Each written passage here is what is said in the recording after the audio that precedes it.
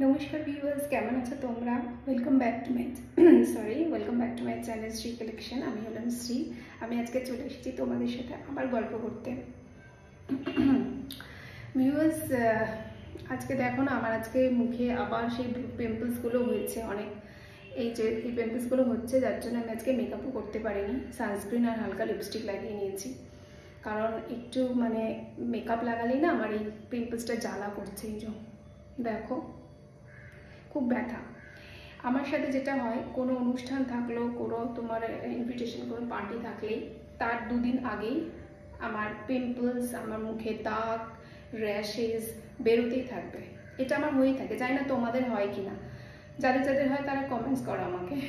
আমার তো হতেই থাকে। যখনই কোনো বিয়ে বাড়ি যাবো, যখনই কোনো বার্থডে পার্টি বা কোনো পার্টিতে যাবো, তখনই মুখে একটা না একটা পিম্পলস বেরোবে, দাগ হবে। যেমন ভিউয়ার্স, আজকে আমি যাচ্ছিলাম, তো আমার একটা পুরনো বান্ধবীর সাথে দেখা হলো। তো ওর সাথে আমি অনেকক্ষণ গল্প করতে করতেও আমাকে বললো যে মুখে এই পিম্পলসটা বেরিয়েছে, এই যে হালকা হালকা প্যাচেস, কি হবে?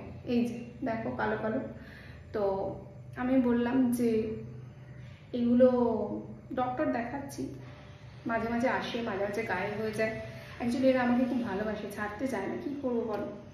তো যাদের পিম্পলস হয়, যাদের খুব সেন্সিটিভ স্কিন ভিউয়ার্স, তোমরা তারা নিশ্চয়ই জানো যে এগুলো নিজে থেকেই আসে, নিজে থেকেই চলে যায়। অনেক ট্রিটমেন্ট করার পরেও এগুলোর কোনো সলিউশন আমরা সেইভাবে পাই না, তাই না?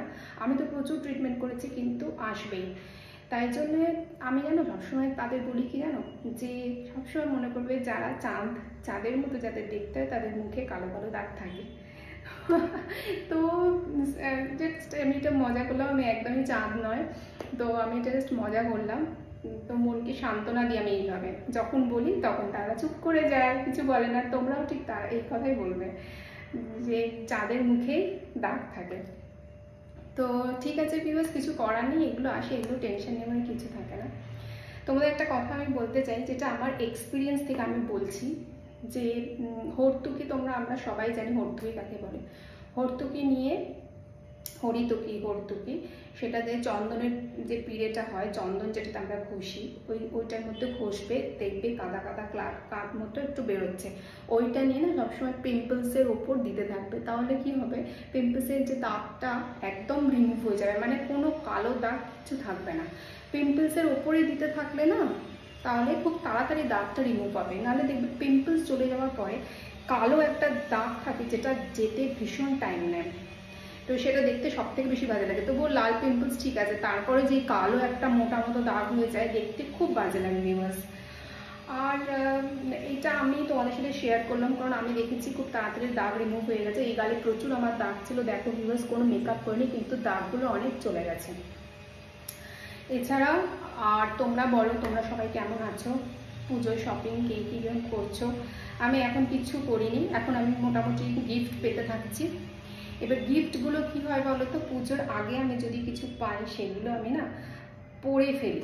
আমার ওই স্টক করে রাখা স্বভাবটা নেই। ছোটোবেলায় রাখতাম, কিন্তু এখন আমার কিছু থাকলেই মনে হয় নতুন জামাটা আমি কখন পরবো। তো ওই জন্য আমি পুজোর আগে থেকে মোটামুটি যা গিফট দিচ্ছি, এবারে খুব একটা আমার কিছু কেনার ইচ্ছা নেই। তো যে গিফট দিচ্ছে, যে গিফট পাচ্ছি, আমার ফ্রেন্ড সার্কেল থেকে, আমার কাস্টমার, ওনারাও আমার ফ্রেন্ডস। তো আমার পুজোর মনে হয় না কিছু কিনতে হবে। তো এইভাবে চলছে ভিউয়ার্স। পুজো তো খুব কাছাকাছি এসে গেল। তোমরা ভীষণ ভালো থাকবে, তোমরা নিজের খুব যত্ন নেবে, নিজের খেয়াল রাখবে। আর স্কিন হেলদির জন্য তো আমরা 2 বছরের বেবিও আজকাল জানে যে প্রচুর ফ্রুটস আর জল খেতে হয়। হয়তো সবসময় আমাদের হয়ে ওঠে না, কিন্তু আমরা চেষ্টা করবো যাতে আমাদের এই মেনটেনটা করতে হয়। তাহলে কি বেশি মেকআপের দরকার হয় না। মেকআপ আমিও ভীষণ পছন্দ করি ভিউয়ার্স, মেকআপ আমার খুব পছন্দ। কোথাও যেতে হলে আমি একটু হালকা মেকআপ না করলে আমার হয় না।